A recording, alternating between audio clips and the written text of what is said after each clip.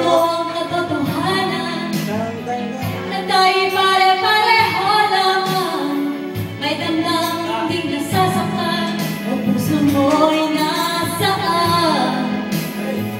Ikaw ang aking minahal, kasama mo ang may kapalulitan. Ako pala'y naging sahangal, naghahangat sa katulad mo. Hindi ko na kailangan umalis ka na sa aking harapan. Damdamin ko sa'yo ngayon ay naglaho na. At ito ang iyong dahilan, ako'y masyadong nasaktan. Pag-ibig at pagsuyo na